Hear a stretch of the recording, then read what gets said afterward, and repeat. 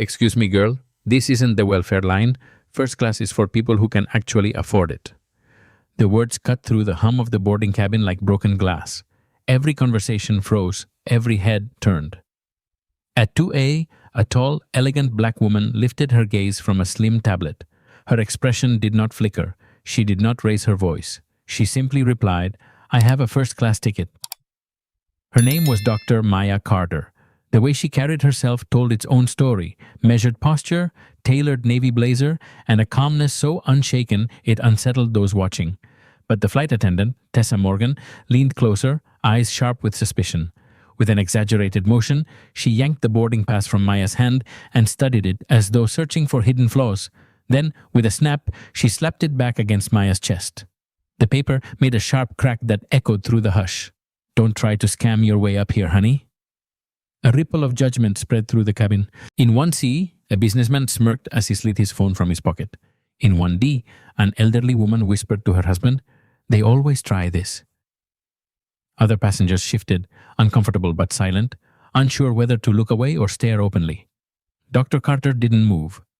She adjusted her cuff, and for the briefest moment, a Patek Philippe watch caught the overhead light. Her silence was not weakness. It was something else, something deliberate. And while every eye in that cabin weighed her down with assumptions, she sat unmoving, a question forming in the air.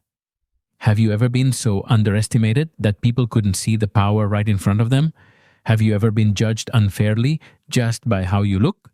Drop a yes or no in the comments. Your story might inspire someone else watching. The boarding pass lay against Dr. Maya Carter's chest, the sting of paper still sharp, but her eyes never wavered. She held the slip of proof in her steady hands, smoothing its edge as though brushing away not just wrinkles, but every unspoken doubt in the cabin. Passengers leaned closer, drawn to the quiet standoff. The businessman in 1C adjusted his phone's angle, recording every second. A faint smirk etched across his lips. In 1D, Margaret Hale, the elderly woman with pearls around her neck, whispered louder this time, her voice dripping with certainty. "She's trying to take advantage. I've seen it before." Her husband nodded as if this too was part of some familiar script. Flight attendant Tessa Morgan crossed her arms, posture rigid with the confidence of someone who believed the cabin belonged to her authority. "You people always think you can bend the rules," she muttered under her breath, loud enough for two nearby rows to hear. Several passengers inhaled sharply, but no one spoke. The judgment hung heavy, like smoke that seeped into every corner. Maya adjusted her blazer again, her movements unhurried, deliberate. A flash of metal glinted as her watch caught the fluorescent lights. It wasn't the sparkle of vanity. It was a reminder of a life built on precision, control, and achievement that no one here cared to imagine. Her silence deepened the unease. In that pause, she became both the accused and the mirror, reflecting back every prejudice that filled the cabin. And then, softly but clearly, she repeated the same words as before, each syllable deliberate. "I have a first-class ticket." The echo landed differently this time, not as a defense but as a challenge. Tessa Morgan's patience snapped into performance. With a sharp flick, she pulled out her phone and switched the camera to selfie mode, her smile stretched too wide, her eyes glittering with mischief. "Hey everyone," she sang into the lens. "Your girl Tessa's dealing with some drama up here in first class. This woman thinks she can just sit wherever she wants." The words weren't just heard, they were broadcast. Within seconds, numbers ticked upward on the screen. 23 viewers, 47, 89. Comments popped up like sparks. "Drag her out. Another scammer. First-class fraud." Across the aisle, Ethan Vaughn in 1C raised his own phone higher, finger steady as he streamed the scene to his followers. He smirked, adding his own commentary under his breath. "Entitlement in action," he muttered, narrating for his invisible audience. His voice carried enough that those nearby could hear. Behind him, Margaret Hale leaned forward eagerly, whispering again to her husband, "See, I told you. They always try this nonsense." Each syllable struck like a gavel, reinforcing a verdict before any trial. The cabin itself seemed to split into two camps, those riveted to their screens, recording or scrolling, and those who kept their eyes fixed on Maya Carter, measuring her like an anomaly they couldn't quite place. Maya remained motionless. Her eyes dropped to her lap where her boarding pass lay, its black and gold font catching the light. She smoothed the paper with one fingertip, then folded her hands calmly on top of it. The noise around her was swelling, phones buzzing, whispers rising, cameras multiplying. She didn't flinch. The storm was now digital, amplified beyond the cabin walls. And the question had changed. Could quiet dignity hold its ground against a viral mob? Hit the like button right now if you think someone in that cabin must be recording this moment. The pounding of boots on the jet bridge sent a ripple through the cabin. The whispering stopped. All eyes snapped toward the aircraft door as two uniformed airport security officers stepped aboard. Their bulk filled the narrow aisle like shadows swallowing the light. Leading them was Officer Daniel Brooks, a man who moved with the surety of someone accustomed to being obeyed. He didn't look at Maya first, he looked at Tessa. "What's the situation here?" "Passenger in the wrong seat," Tessa replied crisply, her tone suddenly official. Refusing to move back to coach, she tilted her chin toward Maya as if pointing to contraband. Only then did Brooks turn to face the woman in 2A. Dr. Maya Carter sat still, blazer smooth, a Hermes Birkin resting elegantly on her lap. Brooks studied it, scoffing inwardly. Too polished, too expensive. He had seen knockoffs before. To him, it was probably fake. "Ma'am," he said firmly, "I'm going to need you to gather your belongings and come with us. We need to clear this seat." His voice carried across the cabin, thick with authority, designed to end arguments before they began. The passengers shifted, holding their breath. Margaret Hale in 1D leaned back smugly. Ethan Vaughn angled his phone higher, whispering into the mic, "Security's here. Finally." Maya didn't move. She didn't even look up. Her fingers, steady and precise, unlocked her phone. With 3 quick taps, she sent messages. One to her assistant, one to her legal team, one to the contact saved simply as board chair. Personal. Then, placing the phone gently face down on her tray table, she folded her hands once more. No fight, no raised voice, no resistance, only silence that made every second feel heavier. The countdown to takeoff ticked on, and the cabin braced for impact. For a moment, the cabin was frozen. Officer Brooks stood firm, hand on his belt as though ready to enforce compliance. Tessa's phone tilted just enough to capture the scene for her swelling audience. Ethan Vaughn's live stream continued its steady climb, comments scrolling faster than his eyes could follow. In 4C, Marcus Reed couldn't stay seated any longer. A man who had spent his life swallowing indignities at airports and boardrooms alike, he half rose from his seat. "Excuse me," he said, voice deep but steady. "This doesn't seem right. The lady has her boarding pass." Brooks turned sharply. "Sir, please remain seated. Do not interfere." His tone made it sound less like a request and more like a threat. Marcus lowered his voice, but did not sit fully. "I saw it myself. She belongs in that seat." From 3B, Sofia Alvarez felt her pulse quicken. She knew the risk of speaking, eyes turning, judgment falling, but she also knew the truth. She had glimpsed Maya's boarding pass when they'd boarded together. She had chosen silence then. Now her silence felt like betrayal. She shifted in her seat, words caught in her throat. Across the aisle, Margaret Hale shook her head, her voice dripping with false certainty. "Honey, we've all seen this before. Some people just don't know their place." Her words spread like poison, giving permission for prejudice to sound like fact. Alyssa Park in 2C glanced away, staring hard at her tray table, as if it could shield her from the weight of complicity. Her silence was its own kind of vote. Phones recorded, live stream spread, and through it all, Dr. Maya Carter sat perfectly still, her calm a quiet storm in the middle of their chaos, waiting for truth to rise louder than lies. The low hiss of the jet bridge gave way to a sharper sound, polished shoes striking the threshold. A new figure appeared at the cabin door, his uniform crisp, clipboard tucked tightly under one arm. Colin Avery, senior flight manager, carried himself like a man who measured order in seconds and controlled chaos with a glance. "What's the delay?" His eyes swept the cabin, pausing only long enough to register the unease that hung like fog. "Passenger in the wrong seat, sir," Tessa said quickly, her voice smoothed into professionalism. "She's refusing to move to coach." Avery turned his attention to 2A. Dr. Maya Carter did not flinch. She sat with her hands folded neatly, her boarding pass resting atop her lap like a quiet dare. For the first time since boarding, she allowed herself a faint smile. "Of course," she said evenly. "Here is my boarding pass. And my identification." She handed both over, her movements deliberate. Avery took them, examining the pass first. Seat 2A. First class. Purchased 3 days ago.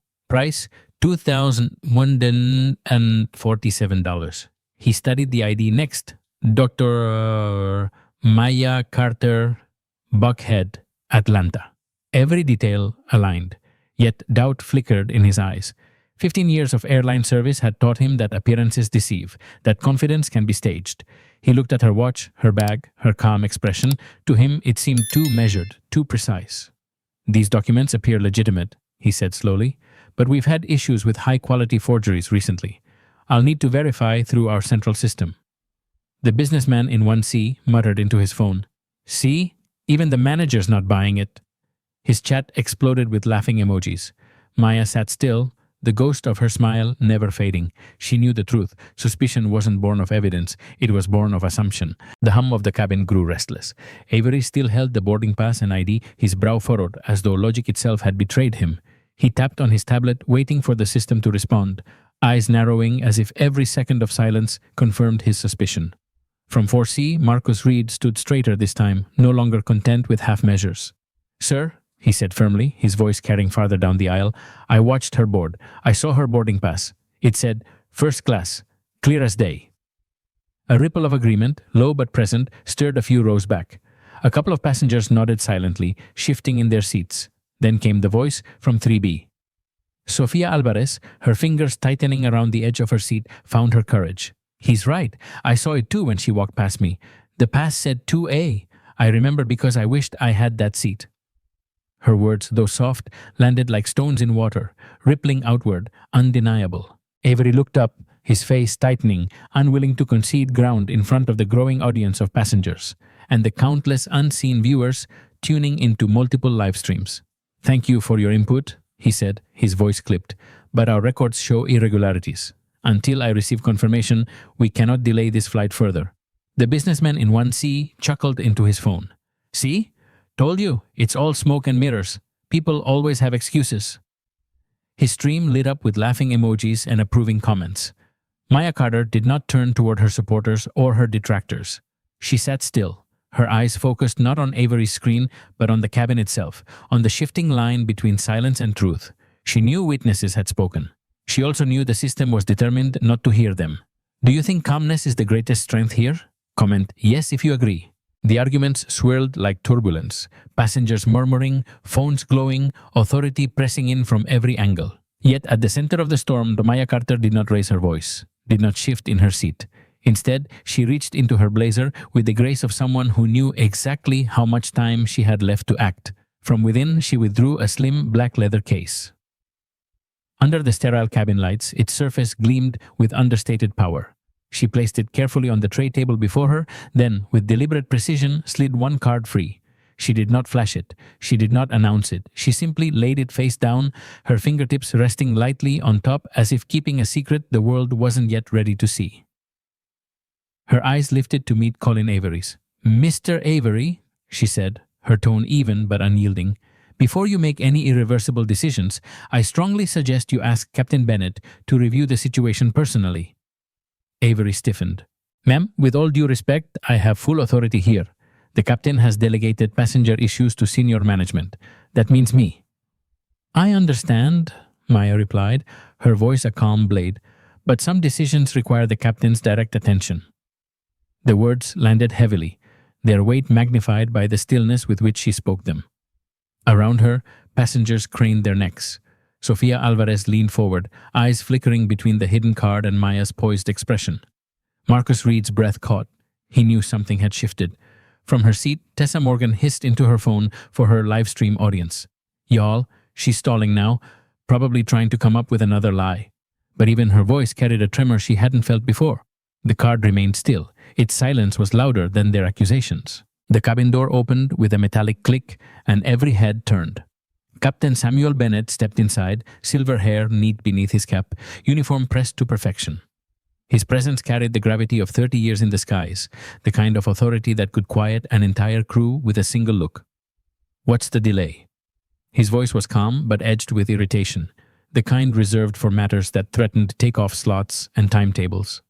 "Passenger in the wrong seat, sir," Avery replied smoothly, his clipboard hugged tight against his chest. "She's refusing to move to coach." The captain's gaze swept the aisle, falling at last on seat 2A.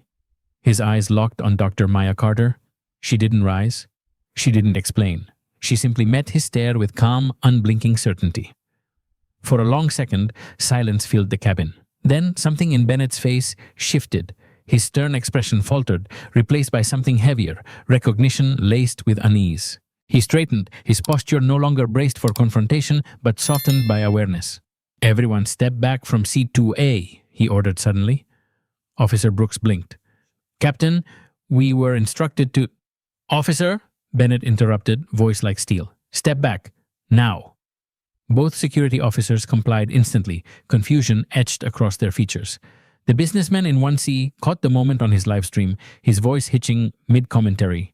"Wait, what?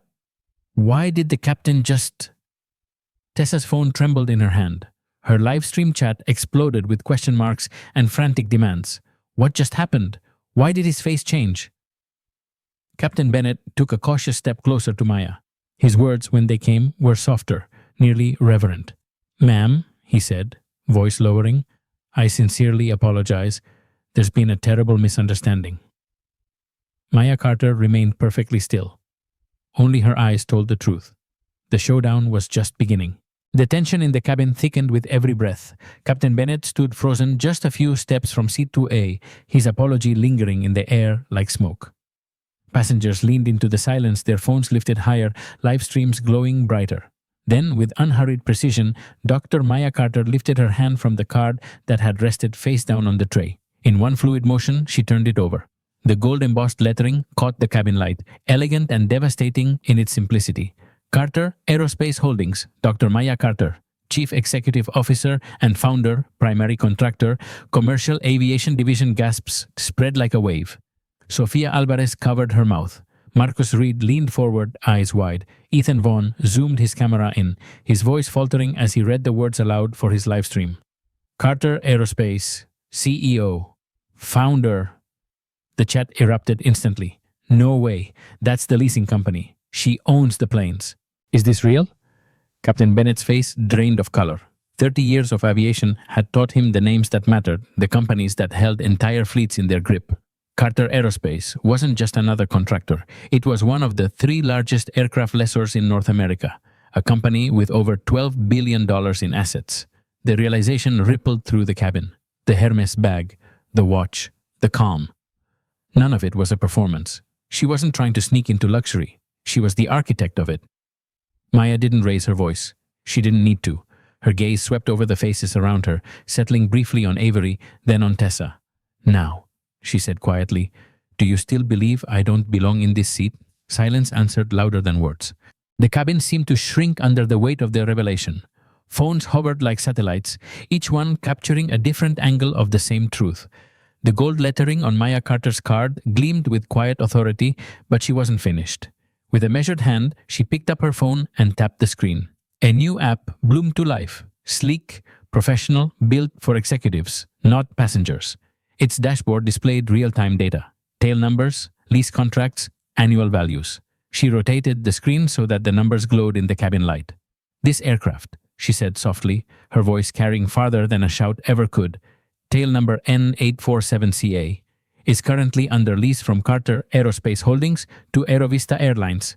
She paused, letting the words settle before continuing. Contract value $2.3 million annually. Term 7 years, renewable. Gasps spread again. Sofia Alvarez, her eyes darting to the figures, felt her stomach drop. As an aviation insurance analyst, she knew exactly what those numbers meant. This wasn't a passenger claiming privilege. This was the woman who owned the very wings holding them aloft. Marcus Reed shook his head in disbelief, whispering under his breath, "She controls the plane we're sitting on." Captain Bennett took a slow step back, his authority unraveling with each syllable Maya spoke. Even Avery's knuckles whitened against his clipboard, his earlier suspicion now transformed into fear. Tessa's livestream chat filled with frantic comments. "Get closer, show the numbers, this is insane."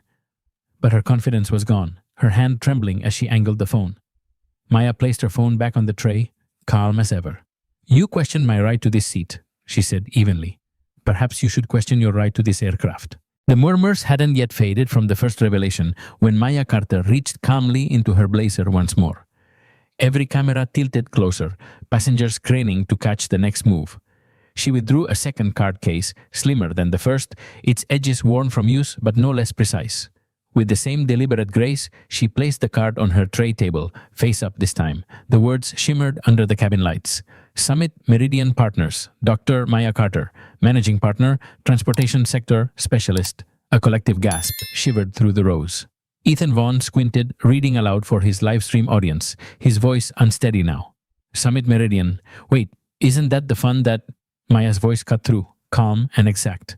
Summit Meridian Partners, the investment group I founded 12 years ago, currently holds a 12.7% equity stake in United Consolidated Airways Group, the parent company of this airline. Her words dropped like stones into still water, rippling outward. Sofia Alvarez's jaw fell open. Marcus Reed let out a low whistle. Even passengers who hadn't followed the financial world understood what it meant. The woman they tried to eject didn't just lease their aircraft, she partly owned the airline itself. Tessa's livestream chat exploded with disbelief. She owns the airline? This is a setup, right? No way this is happening live. The flood of emojis turned from laughter to stunned silence.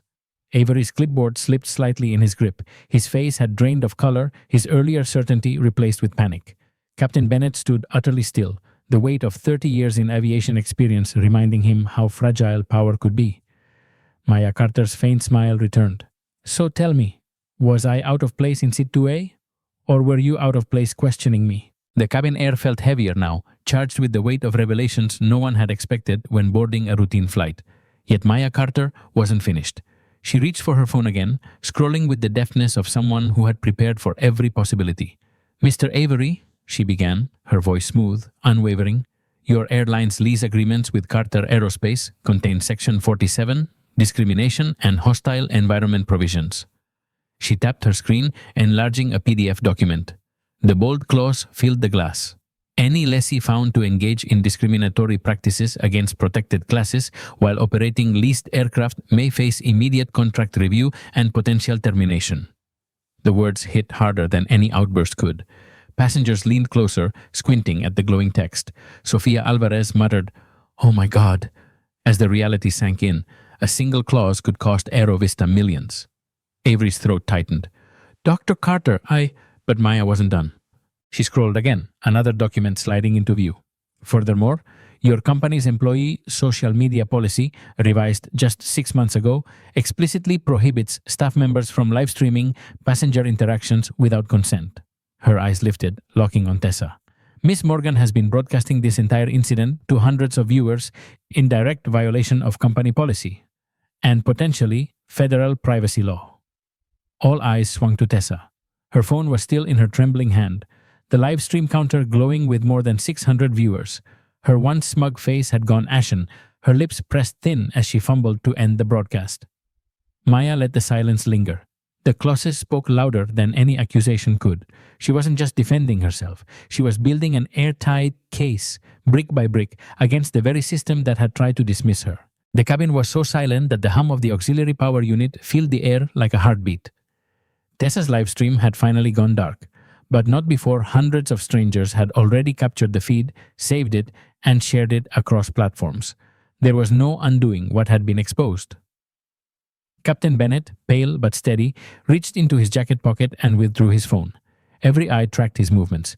He tapped in a number with shaking fingers, then lifted the device to his ear.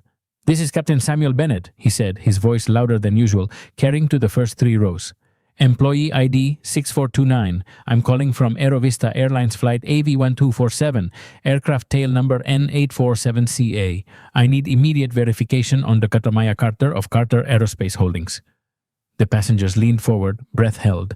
Ethan Vaughn angled his camera, whispering into his live stream. "Folks, you're hearing this live." Seconds dragged like hours until a clear voice came over the line, loud enough for everyone nearby to hear. "Yes, Captain. Dr. Maya Carter is indeed our Chief Executive Officer and founder. She is currently en route to Atlanta for our quarterly board meeting with several major airline partners. Is there a problem?" Bennett's eyes closed for a moment, the color draining further from his face. When he spoke again, it was barely more than a whisper. "No problem, sir. Just a routine passenger verification. Thank you." He ended the call, his hand trembling as he lowered the phone. Turning to Maya, he bowed his head slightly. "Dr. Carter, on behalf of Aerovista Airlines and this crew, I extend our most sincere apologies. This incident should never have occurred." But Maya's steady gaze told everyone what they already knew. Apologies were no longer enough. Have you ever seen one phone call change everything? Comment below. The confirmation had silenced the doubters, but silence didn't erase damage. The cabin buzzed again, phones vibrating with fresh notifications, live stream chats swelling with disbelief and outrage. Dr. Maya Carter did not let the moment pass. Calmly, she lifted her phone once more and unlocked a secure dashboard app, the screen pulsing with data streams in real time. Captain Bennett, she said softly, her voice cutting through the cabin noise, this incident isn't just confined to this aircraft anymore. The world is already watching. She tilted the device so the captain and every passenger close enough could see. Numbers rolled upward, glowing red and green against the black background. As of this moment, the hashtag #Aerovista discrimination has been used over 2,000 times across Twitter, Instagram, and TikTok. We're trending in Atlanta, Miami, Los Angeles, and New York. Gasps rippled through the rows. Sofia Alvarez leaned forward, her professional instincts recognizing what the metrics meant. Ethan Vaughn whispered into his phone, "She's literally showing us the receipts, folks. Look at those numbers." His livestream chat exploded. "This is history. Corporate suicide live-streamed."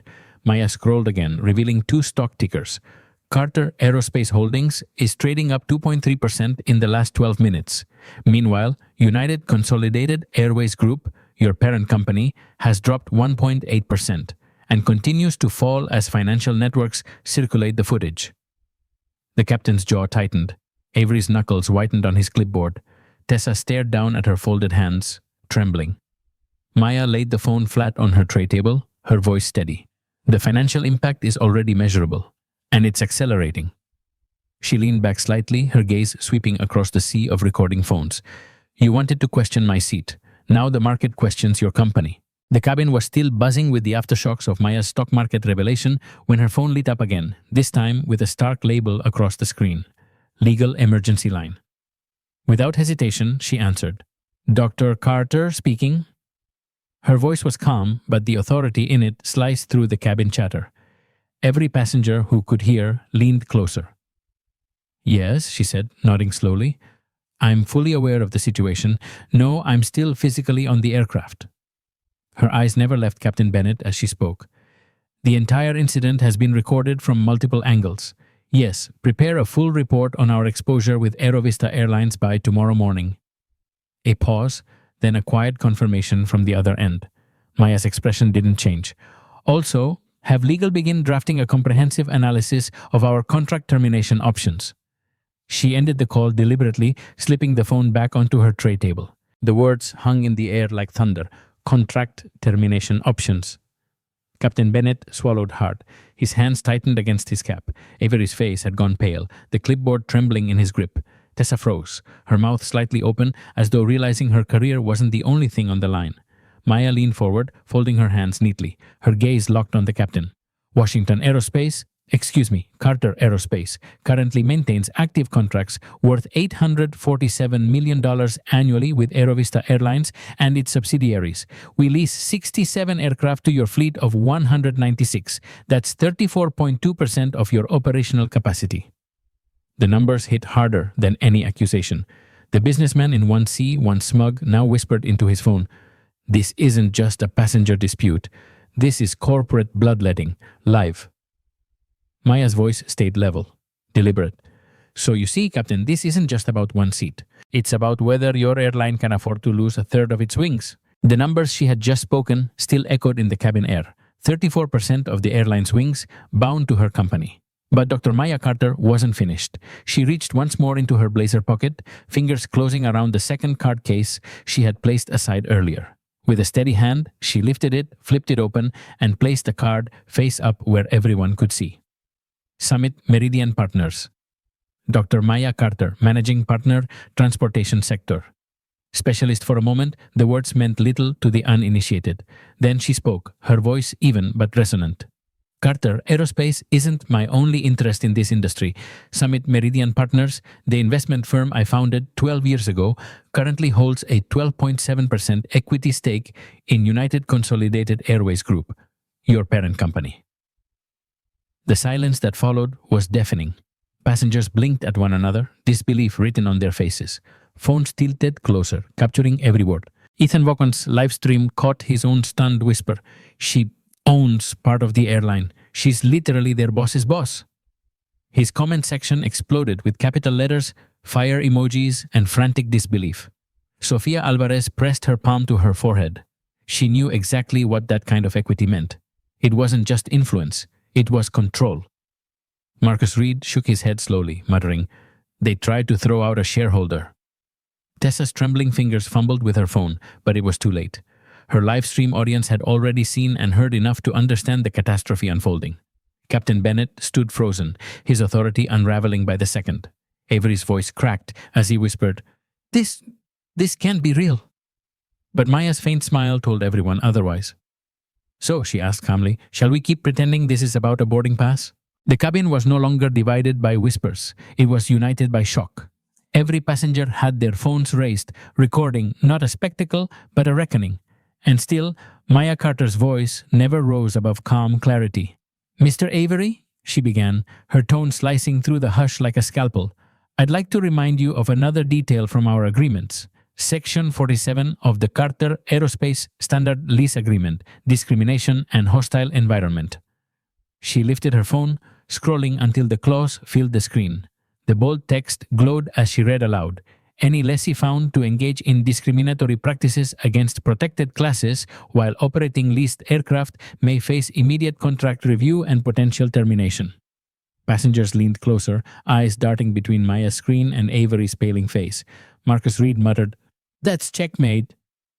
Avery stammered, "Dr. Carter, surely—" But she cut in, smooth as ever. "Furthermore, your own company's social media policy, revised 6 months ago, prohibits staff from live streaming passengers without explicit consent." Her gaze sharpened on Tessa. "Miss Morgan broadcasted this incident to hundreds, possibly thousands of viewers. That is a direct violation of your policy and potentially federal privacy law." Tessa's knuckles whitened as she clutched her phone. The glow of the live stream counter was a silent witness, numbers still climbing even as she fumbled to shut it down. Her earlier bravado had collapsed into panic. The businessman in 1C whispered into his live stream, This is about to get someone fired, maybe more than one." His chat swarmed with agreement, careers ending in real time. Maya placed her phone back on the tray table, folding her hands neatly on top. Her words landed with surgical precision. "So let me be clear. This isn't just about humiliation. This is about violations, documented, indisputable, and actionable." Every eye turned to the crew. For the first time, they understood their jobs weren't the only things at stake. The entire airline was. The silence stretched until it felt unbearable. Dozens of phones hovered in the air like glowing witnesses, recording every breath, every twitch. Avery stared at the floor, clipboard limp in his hands. Tessa sat rigid, her eyes darting as though searching for a way to undo the irreversible. At last, Captain Bennett took a steadying breath and stepped forward into the aisle. His face, normally a mask of command, was tight with something else now, humility. He removed his cap, holding it to his chest, and turned to face the passengers. "Ladies and gentlemen," he began, his voice resonant but edged with strain. "What you've just witnessed aboard this aircraft was unacceptable. Dr. Carter was subjected to treatment that does not reflect the values of Aerovista Airlines or professional aviation in this country." The cabin hung on every word. Even the hum of the engines seemed to fade. He glanced at Maya, then back at the passengers. "On behalf of this crew and this airline, I extend our deepest apologies to Dr. Carter and to you, the passengers, for being subjected to this incident." The first clap came from Marcus Reed in 4C, then Sofia Alvarez in 3B. Soon, the applause spread through the cabin, rippling forward and back, reluctant at first, then stronger, until even Margaret Hale in 1D clapped with watery eyes. Maya rose slowly from her seat, her posture regal, her gaze sweeping across the applauding faces. She lifted one hand gently, and the cabin quieted again. "Thank you," she said softly. "But this isn't about me alone. It's about every person who has ever been treated as if they did not belong. Today, you all saw it. And together, we proved it cannot stand." The applause that followed was no longer for her. It was for the lesson. Would you forgive the airline in this situation? Leave your answer below. The applause ebbed, but the weight of the moment lingered. Every screen, Every recording, every whisper had converged into one collective truth. The world beyond the cabin was watching. Dr. Maya Carter remained standing in the aisle, her calm presence commanding the space more powerfully than any uniform. She let the silence stretch for a breath, then spoke, her voice carrying with unshakable clarity. What happened here today was not just about me. It was about something much larger. Too often, people are judged not by their credentials, their achievements, or even their humanity, but by assumptions. Assumptions about race, about class, about who deserves to sit in a seat like this. Passengers shifted uneasily, their phones still raised, recording every syllable. Sofia Alvarez nodded, her eyes glistening. Marcus Reed folded his arms, pride burning in his gaze. Even Margaret Hale, who had whispered venom earlier, stared down at her trembling hands. Maya continued, her words steady and deliberate. I had the resources to defend myself. I had contracts, data, influence, but imagine for a moment the passengers who do not. Imagine those who are silenced, dismissed, or dragged away simply because they can't prove their worth on paper, or because no one bothers to see it in the first place. Her eyes swept the cabin, locking on each row. This isn't just a confrontation. It's a reminder. Dignity isn't negotiable, respect isn't optional, and systemic change begins the moment we decide not to stay silent. A hush fell heavier than before. The lesson wasn't abstract. It had unfolded before their eyes, etched into their recordings, and imprinted on their conscience. Dr. Carter lowered her voice to a near whisper, and yet it carried through the cabin like thunder. We must raise our standards, not just for ourselves, but for everyone who boards an aircraft, walks into a boardroom, or simply dares to take their rightful seat. The cabin remained wrapped in silence after Maya's words, as though the aircraft itself held its breath. The authority of contracts, the sting of humiliation, the echo of truth, all of it now lived in the air they shared. Captain Bennett cleared his throat, his voice carrying with newfound humility. Ladies and gentlemen, please prepare for departure. Flight attendants, secure the cabin. His tone lacked its usual clipped command. It was softer, steadier, chastened by what had unfolded. One by one, phones lowered. Passengers shifted back into their seats, their expressions transformed. Where there had been smirks, now there was shame. Where there had been silence, now there was thoughtfulness. The energy of the room was no longer judgment, it was reflection. Dr. Maya Carter turned gracefully, smoothing her blazer as she reclaimed seat 2A. She placed her Hermes Birkin gently on her lap, adjusted her tray table, and leaned back against the headrest. There was no triumph in her posture, only quiet dignity, as if to remind them all that this had never been about spectacle, but about principle. Marcus Reed caught her eye from 4C and gave a subtle nod of respect. Sofia Alvarez sat straighter, inspired, her earlier hesitation replaced with certainty. Even Margaret Hale, in 1D, kept her eyes lowered, her hands folded tightly, perhaps already replaying her own words in shame. The aircraft doors locked. The engines hummed to life. As the plane rolled back from the gate, passengers looked out the windows, each carrying a new weight, an awareness that what had happened inside this cabin would not remain here. Maya Carter closed her eyes briefly, her breathing even. She hadn't fought to keep her seat. She had fought to redefine what that seat meant. And as the aircraft turned toward the runway, it carried not just travelers to their destinations, but the possibility of a different standard for all. 6 months had passed since Flight Avina 247, but the shockwaves had never stilled. What began as humiliation in Seat 2A had become the catalyst for one of the largest reforms in modern aviation. Aerovista Airlines reported a 73% reduction in passenger discrimination complaints across its entire network. The new incident reporting app had processed over 1,200 cases, with 94% resolved within 24 hours through executive oversight. For the first time, accountability wasn't just promised, it was measurable. Carter Aerospace not only maintained its contracts with Aerovista, but expanded them by $340 million, the single largest partnership increase in the airline's history.